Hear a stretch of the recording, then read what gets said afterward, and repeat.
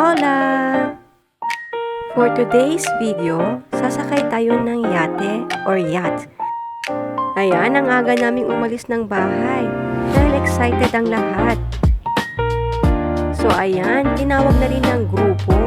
At bago sumakay, kinantahan muna si tita. Happy birthday, Tita Edith!